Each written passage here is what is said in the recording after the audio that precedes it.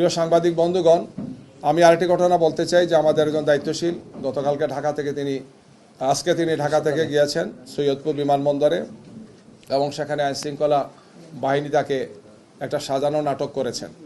তিনি তার বক্তব্য স্পষ্ট করেছেন যে আমার ব্যবসায়ের জন্য আমি আসা যাওয়া করি, ব্যাংক বন্ধ, আমাকে কিছু লেনদেন করতে হয়, এই জন্য তার সাথে কিছু নগদ টাকা ছিল, যেটি খুবই স্বাভাবিক। একজন মানুষ ব্যবসা করতে পারেন, তার পরিবারের প্রয়োজনে বা অন্য প্রয়োজনে তিনি এটা ক্যারি করতে পারেন।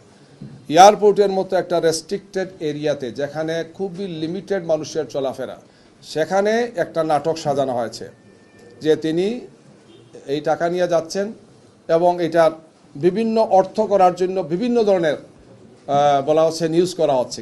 ইতিমধ্যে তিনি একজন বয়স্ক লোক, একজন দায়িত্বশীল ব্যক্তি আমাদের, তিনি অসুস্থ হয়ে পড়েছেন মেন্টালি এই টর্চারের কারণে। তিনি এই মুহূর্তে হাসপাতালে আছেন, রংপুর হাসপাতালে তাকে নেওয়া হচ্ছে। আমরা খুবই দৃঢ়তার সাথে বলতে চাই, বাংলাদেশ জামাত ইসলামী তার নীতি নির্ধারণ, তার কর্মপন্থা, তার কর্মসূচি এবং তার সাংগঠনিক কার্যক্রম পরিচালনা সবসময় স্বচ্ছতা এবং জবাবদিহিতার সাথে আমরা ভূমিকা পালন করে থাকি।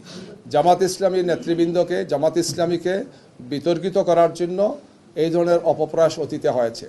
গত 28 তারিখ আমিরে জামাত যখন কুষ্টিয়া থেকে সফর আরম্ভ করেন, আপনারা খেয়াল করেছেন, তখন মেহেরপুর জেলা আমিরের গাড়িতে অস্ত্র পাওয়া গিয়েছে এই মর্মে একটা নিউজ দেওয়া হলো। পরে দেখা গেল 1 ঘন্টার মাথায় সেটা হচ্ছে বাঁশ ছিল, লাঠি ছিল অথবা এই ধরনের ছিল, যেগুলা কাজের জন্য নেওয়া হচ্ছে, অর্থাৎ সেখানে স্টেজের কাজের জন্য নেওয়া হচ্ছে, শাবল নেওয়া হচ্ছে, কুদাল নেওয়া হচ্ছে। 1 ঘন্টার মধ্যে পরবর্তীতে তার গাড়ি দেখা গেল, তিনিও গাড়িতে নেই, তার নির্বাচনী কাজে ব্যবহৃত গাড়িতে এই জিনিসগুলো ছিল, কিন্তু বলা হলো যে অস্ত্র তিনি বহন করছেন। এই ধরনের উদ্দেশ্য প্রণোদিতভাবে কিছু নিউজ তৈরি করে কিছু লোক আইনশৃঙ্খলা বাহিনীর একটা অংশের যোগসাজশে আমাদের ভাবমর্যাদাকে নষ্ট করার জন্য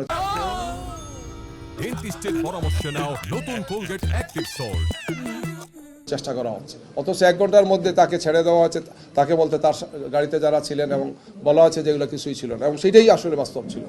তো এইভাবে আমাদের মনে হচ্ছে যে একদল লোক রাজনৈতিকভাবে জামাত ইসলামীকে মোকাবেলা করতে ব্যর্থ হয়। জনতার এই যে বিপুল প্রত্যাশা, বিপুল যে আলহামদুলিল্লাহ আগ্রহ আমাদের দিকে, এই জন্য একের পর এক এই সমস্ত ঘটনাগুলো তারা ঘটাচ্ছেন। গিয়ে নারী কর্মীরা আমাদের কাজ করতে গিয়ে বাধার সম্মুখীন হচ্ছেন, ফিজিক্যালি তাদেরকে ইনসাল্ট করা হচ্ছে, কাজ করতে দেওয়া হচ্ছে না, উল্টো আমাদের উপর নারীদের ব্যাপার বিভিন্ন কথা ছড়ানো হচ্ছে এবং এই ধরনের সাজানো ঘটনাগুলো অত্যন্ত স্পষ্ট হয়ে যাচ্ছে।